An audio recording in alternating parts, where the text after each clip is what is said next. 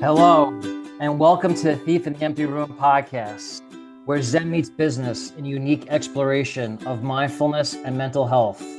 Join me, your host, Craig French, as I sit down with artists, entrepreneurs, and Zen teachers to uncover the secrets of expanding creative problem solving, reducing stress, and finding balance in this fast-paced world. Today's guest for season 2 and episode number 1 is Shinko Hagn, an ordained Zen priest from the lineage of Shunryu Suzuki and Chihako Okumura. He has gone on to found multiple Zen centers, including Daiji in Vienna, second guest from Vienna, as well as working with prisoners and the homeless. Welcome to the show, Shinko. Hello, hi, nice to meet you. Great, thank you for inviting me. Yeah, hello. Thank you for being And here. I ask you, who was the first guest from Vienna? Shozan Jack Haubner, Oh, okay, who's the author of multiple Zen books, including Single White Monk, and another title that I'm blanking on right now. But I go way back with him. He used to be the former head monk at Mount Baldy Zen Center, and he's been living in Vienna for a number of years now. Yeah. I think I heard about him, and he's doing YouTube channel, I think. Yeah, I heard about this YouTube channel. Yes, Funny yes, thing. Yeah, I heard that he's a funny guy. yes. Yeah. He's Rinzai, right? Renza, exactly. So I should connect the two of you. Yeah. So, Shinko, you know what the name of the podcast is called The Thief in the Empty Room. Yeah. And that is from a famous Zen koan from Shinji Shoba Genzo. So I like to sort of start off the podcast by reading it to you and getting, your take on it. And, we could kind of take it from there. And then obviously we'll go into a little bit of your background and your story. So here it goes. A monk asked his master, "What concrete thing did the ancestral masters get when they obtained the peaceful state?" The master said, "It is like a thief who enters an empty room." Any thoughts on this particular koan to start off the show? Nice. Yeah, absolutely. Comes really fast in my mind is what Chihako Okumura Roshi always says, or it's a quote, I think, from Kurosawaki, Sazen is good for nothing. Good for nothing.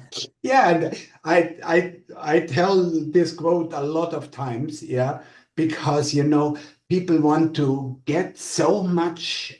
Sessions I start with the words, nowhere to go and nothing to do. It's a koan, and this koan accompanies me for a long time because I'm always in a hurry too. Yeah, because and since we have here our new center, our house, it's really crazy. Yeah, because we have a lot of different levels here, and yeah, hallelujah.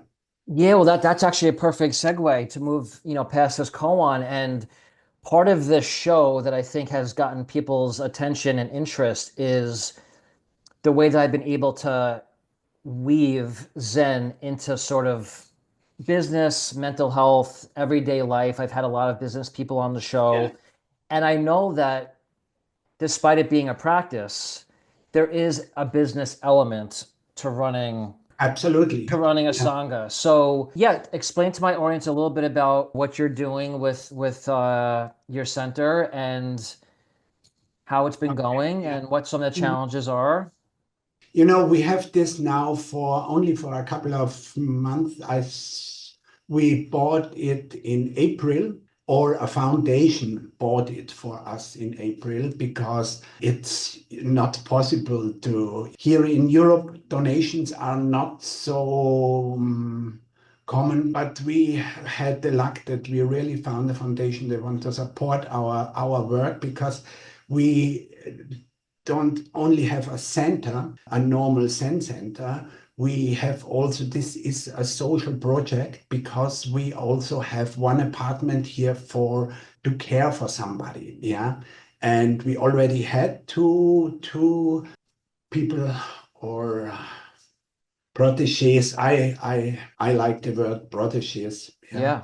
here in our house, and they already moved out again. We want to support people. They have a crisis or no place to live, and and so on, or maybe come out of addiction facility to get back into the life. So And almost like a halfway house. yes, halfway. Yeah, halfway. That's the idea. Yeah, that's the Or the idea. middle way. Yeah, yeah, it's for me, it's a kind of a new monastery in a kind of a European way. Yeah, not the Wow. classical Japanese way, because Japanese monasteries does not really work still. Most of them have real problems to. I heard a few weeks ago that, for example, in a very famous Rinzai monastery, Yamada Roshi's monastery, most of the practitioners there are from Western countries. Yeah, Wow. not from Japan. Also, when you see how many people are really residences in Shoshoji or Aichi, these big monasteries. Yeah. Yeah. Why should we try to open a Japanese like monastery here in Austria? And nobody really knows here Soto-sen. And that's why I'm a businessman. Yeah. I'm a salesperson. Before my big crisis and before I start to practice, I was a big hedonist. Yeah. And Interesting. yeah, and my addiction to alcohol brought me in my crisis, and out of this, I start to serve other people.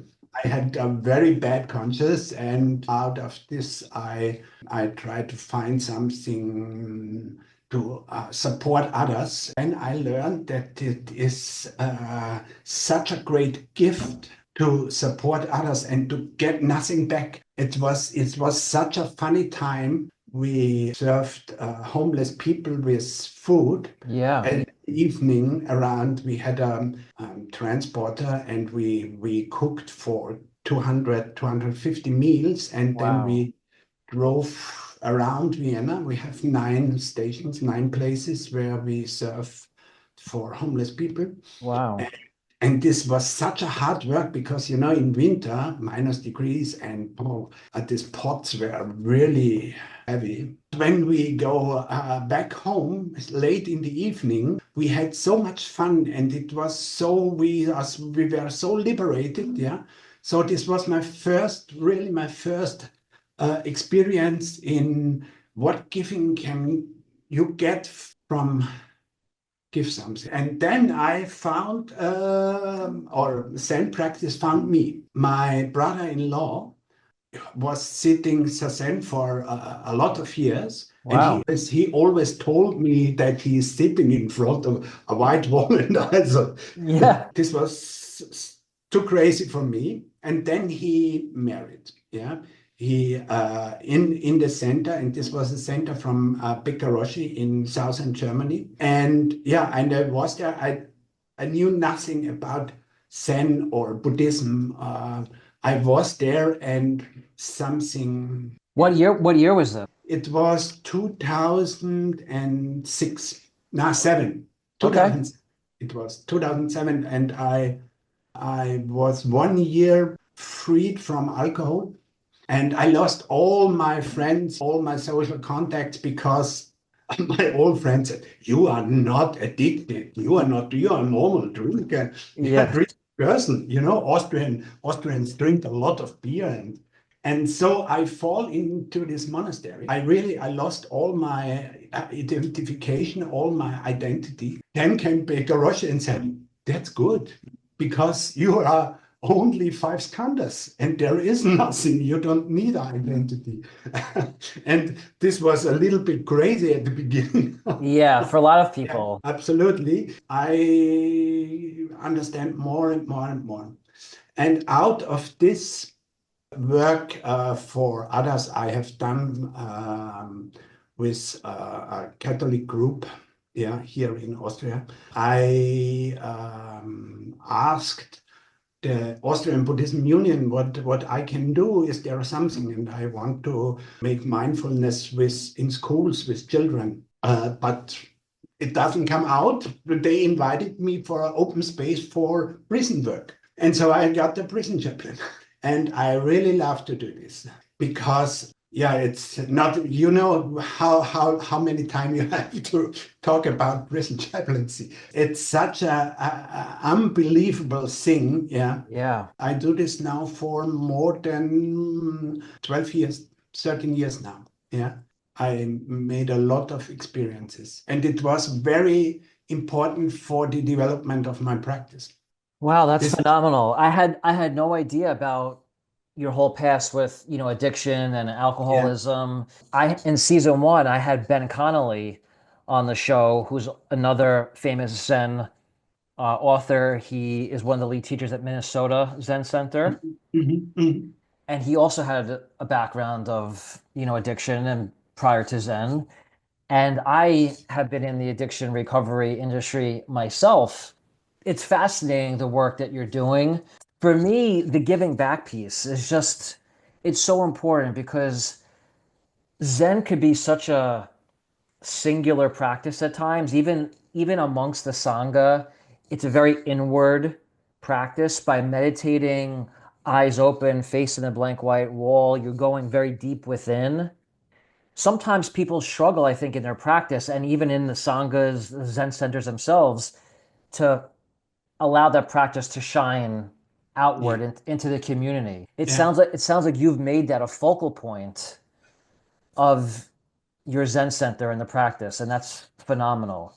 This is, this is the only thing I can do. This is the wonderful thing that Okumura Roshi really supports, that we all can come. I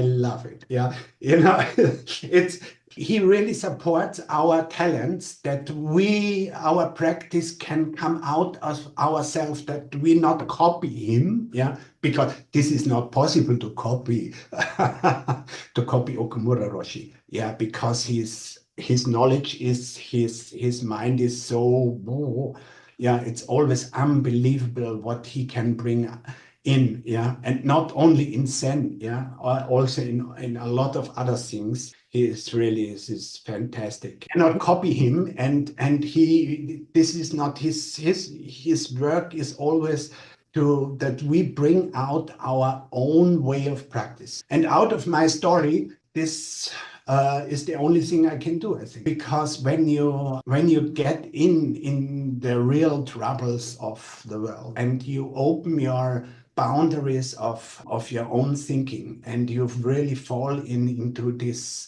river of suffering, open your heart for your unboundary compassion, then is the only thing you can do. So yeah, and in the years I made a lot of experiences and really hard stuff, really crazy stories. I come in. We have thinking about prisoners, inmates, out of the films, of the TV stories. Yeah, we see the whole time. Yeah, and this is not the reality. The reality is totally different. Yeah. Yeah. And so this comes to this kind of middle way house. It's a good name. I love it. Yeah. So let me ask you a question. When people choose to stay with you at the house, do they have to follow a particular program that you've built? Do they have to engage in Zazen and in the community? This is the idea. This is the idea. So we had two proteges here, and we opened our program a little bit, because when you for a very long time in prison, you have a lot of health issues most time, because of living for a few years in this small space and in these conditions, and then also mental issues. What we are trying to do now, they have to sit one time a day it must not be so early in the morning, because when you are in prison, you have to wake up at 5. When they come out, they want other life. Yeah. Yeah. Well, what we do now is that they have to sit one time a day. Yeah. And that's enough. Try to follow our schedule, but we don't have a classical Zen center schedule here, because we don't want to get a training temple. We are not a training temple. There are training temples in Japan. You mentioned one earlier, like Ehiji.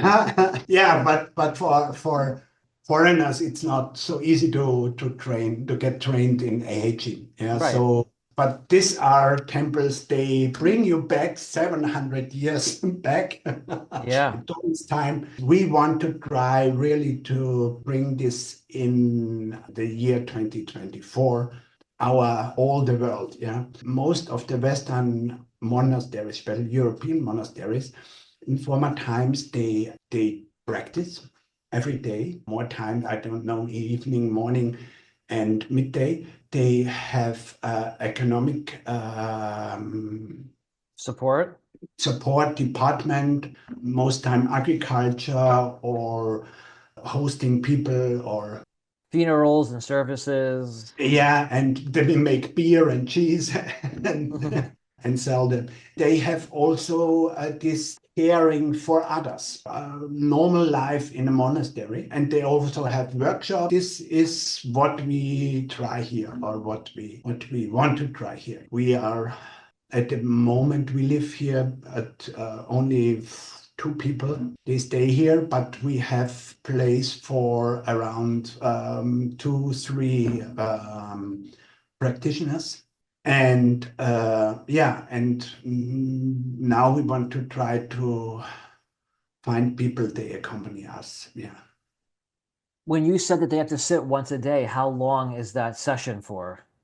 30 minutes? Normally in our lineage, we sit 50 minutes, but we try to bring it to Austria. Here, 30 minutes are most time a long, a long period. So we do a lot of different practice forms here now. We have Qigong, we have Naidan, we try to bring a lot of people here in. And what we also do is we are selling tea. I'm a matcha lover, yeah, and green tea lover. Like the Dharma, yeah, is on the way. A good Dharma friend of mine in Tokyo, he is doing the Zen class, the Sotosho Zen class every month. Hojo, his name. Cool. Maybe he's an interesting interview partner. Absolutely. And because he is from Poland, and I don't know why, but one time he sent me green tea as gift for some, I don't know, I cannot really remember. And I tried his tea, and I was so fascinated that I asked him for the company name, and I talked to them. And my luck was that this woman is married with a guy from Serbia. So she knows this European culture thing, because to make business in Japan, it's not so easy. I learned the last few years. When you say the wrong words, we are sorry. It was nice to talk to you. Yeah. Yeah, and the business system is very classified. Yeah, it's not, you cannot export tea if you don't have the right certification. So Wow. yeah, it's not so easy. But we had this luck that this company, one of the owners is this wonderful woman. Yeah. And so we start to import tea and matcha direct from Japan to Wow. Austria. We start this business together with our center. So it's one of our levels. And we do this business online and with a shop in our center. Maybe you know a little bit about online business. Yes, I do. I don't have to say more. Yeah, it's a crazy thing. Yeah, it's really a crazy thing. So this is a very challenging level here. The idea is to have a business to bring these people, they live with us, into work again, because for most of these people it is very important that they have a daily schedule. Yeah. Yes. And they have a work. They have something to work. And this is the idea. This is not so easy because we have to find somebody who finance this. This is the next step we want to do. We want to solve. Yeah. Yeah. Very interesting. So, as I'm sure you know, and maybe some of my listeners will, some of them may not, Dokusan is a big part of Zen practice, right? One-on-one meetings with the teacher. And so, thinking about people who are coming out of prison and homelessness, you get them into the house, you get them into a program, they're sitting Zazen daily, they're contributing to the business, they're on a daily schedule. They're doing qigong and other modalities. It's fantastic. Are you also providing one-on-one sort of Yes. support? Yes. Excellent. Yes. This is what I do in the prisons. Not only have some groups, I also do this kind of chaplaincy work of pastoral care, yeah, to listening. This is the thing, yeah. Really listen. This is what my practice really develops in a huge direction, to open your eyes, not only for words, to open your eyes for what is beyond. This word beyond does not really match, but Confucius is talking about the energy in the words. It's not easy to explain. Yeah, it's always the same. When you open your ears and your heart for real listening, you can learn so much about the people they are in front of you, not only that what they are talking about. And this is what I learned in these communications with the inmates. Yeah. And this is a very important part of being in our house. It's not a kind of doksan in a classical way. But what we do is like in doksan, we don't really give advice. We only listen so that Mm. they can open their own heart and mind for their own inner advice. Yeah. The thing is that we know everything. Yeah, I'm studying to be a therapist, and Okay. Carl Rogers, if you've heard of him, American therapist, developed a therapy theory called client-centered therapy, where you're guiding the client, right? You're guiding the person along, never ever once giving them any direct advice. Yeah. And that sounds like exactly what you're doing.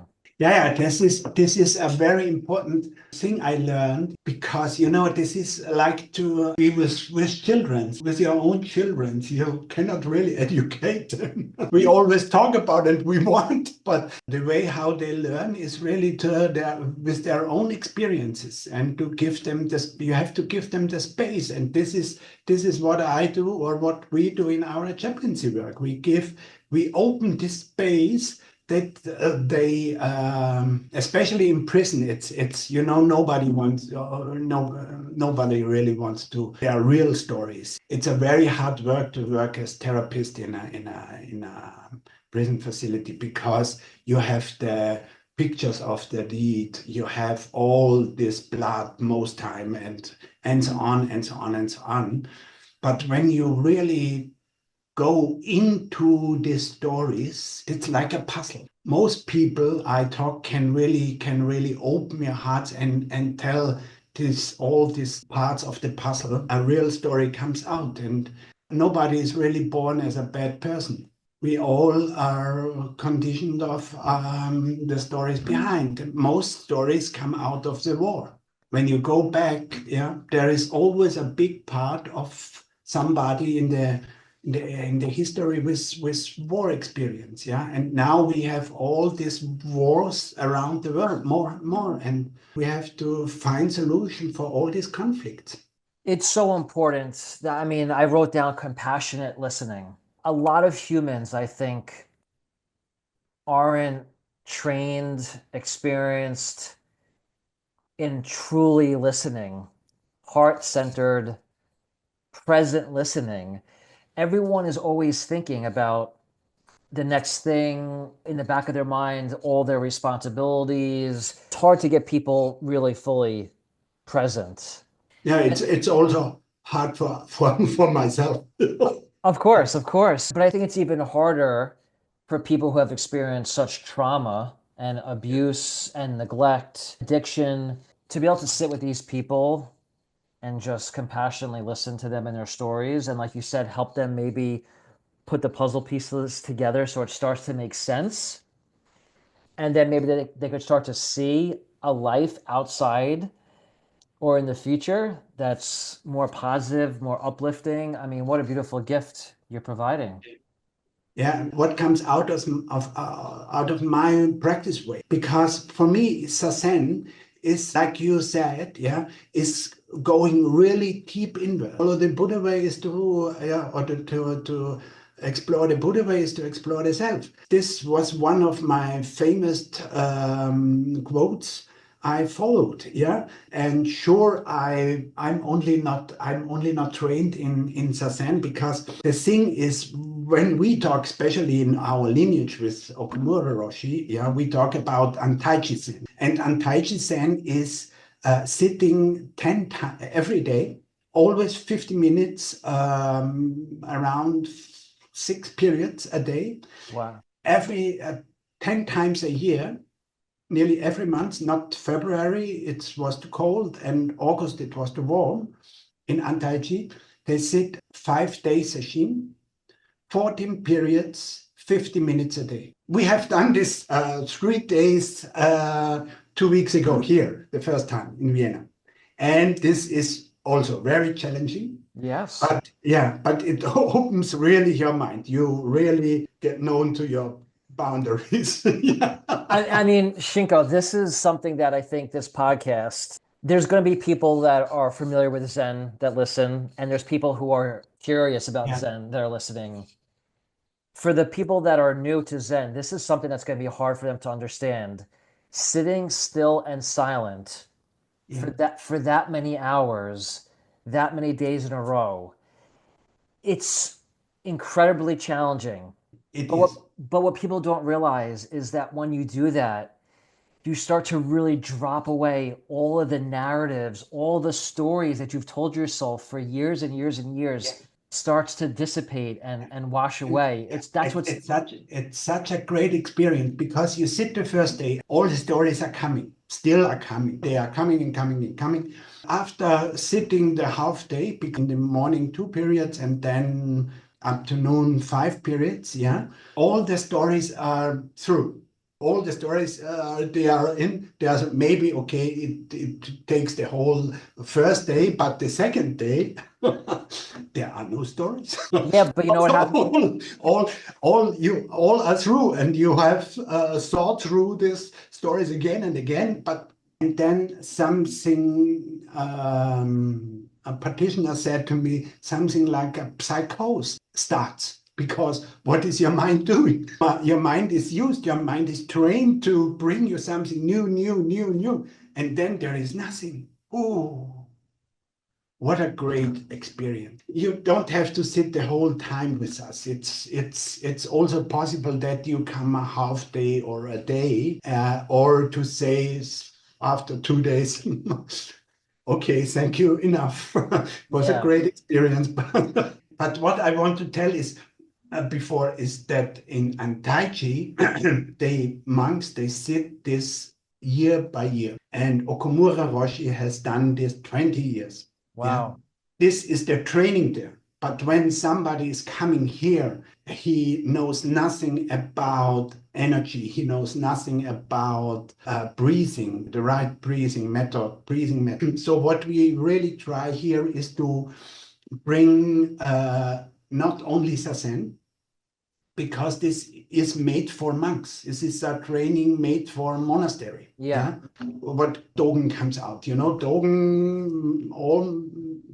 Dogen made all for his monasteries, for the monks, and not for normal people. They are working the whole day in 2024. Right. Yeah. with all these mobile phones and so on and so on. We try with Naidan, who is a very deep practice to really come into your inner energies and to your inner space. Zazen becomes for me some falling in my calming threads, learning how these threads come together, not in a way of normal thinking. It's a way of awareness. You can open a space that things can appear, and you let them appear, and all this stories they are also behind the threads, they are come to the main threads. And this is Zazen for me. Absolutely. One of the things that I was thinking about when you were speaking about sesshin was once the mind starts to ease, oftentimes the body starts, right? So you start to get aches and pains Yeah. in your knees and your lower back, and then your mind starts focusing on the bodily pain because the mind is not as active anymore. So Yeah. it's that becomes the next hurdle, the Yeah, next this is the next challenge. level. Absolutely, it's the next level, and then you can experience that some pains are not really pains. They are mental construction when you focus on them. Not all, not all pains. When my knees are. I'm not such a young guy, and I said a long times. I also learned that I change my sitting positions. Yeah, For such a long time, you cannot really sit in, lotus position. And with my knees, this is gone. do you sit in a chair? Do you sit in seiza position Yes, or yes. I really changed from lotus to sesa to chair. And otherwise, it is for me not really possible. Yeah. yeah, yeah. Anymore. I have seen guys, they sit the whole session in lotus, but they were under 30. So, Well, I was just going to say that I think for a lot of people who are new to Zen, who get very into it, it's a pride thing to sit still in lotus position for hours and hours and hours. It's a prideful thing, but then yeah, your ego is becoming intertwined into the practice, which is not good either, right? So yeah, yeah, this is, and the whole practice, it's about to let go this ego thing. And exactly. it doesn't stop. This is the funny thing, yeah. This is the Well, funny thing. And sometimes for a lot of practitioners, the ego becomes bigger and bigger and bigger. absolutely. And even we know from the story of the Buddha himself, right? Mara was constantly reappearing even after enlightenment, after becoming Yeah, the Buddha, the awakened yeah, one. yeah. Mara continues to show up over and over again. So we cannot escape or avoid No, and delusion. this is good because we need this ego. Okumura Roshi wrote a wonderful book about the structure of ego. Which one? What's the title? I think it's the structure of ego. Oh, interesting. Yeah, because for those of my listeners who are only listening by audio, I was holding up two books to Shinko earlier of his teacher. One is Living by Vow by Shahaka Okumura, and probably his most famous one, Realizing Genjo Koan, the key to Dogen's Shobogenzo. So Shinko comes from a very prominent lineage, prominent teacher. I also hear Shinko have Zen mind, beginner's mind. I know that Yeah, yeah, that yeah. your story in Zen started with Shunryu Suzuki and his lineage that Okumura is a part of as well. Yeah, it's So, called the structure of the self in Mahayana Buddhism. Yeah, oh, very interesting. Very yeah, yeah. interesting. He's talking about his one is equal with zero is equal with infinity. This Wow. is the self with the no self with the universal self. And Wow. this is wonderfully explained in this book, Wow. this structure. Because normally we all only talk about the self and the universal self, the big mind, and there is a self between. With this self, you can experience. This is very important to empty your own space. to open this space for the universal self, for this what we cannot really explain. The ineffable, the Yeah, unknowable, yeah, the unknown, ungraspable, and reality as it is. when we say as it is, this is an object. No, this is, we have a lot of different possibilities how reality can appear. Absolutely. Yeah, Well, we could probably talk for hours and hours, but I know that it's yeah, late over in Vienna, so I want to be mindful of your time and our listeners as well.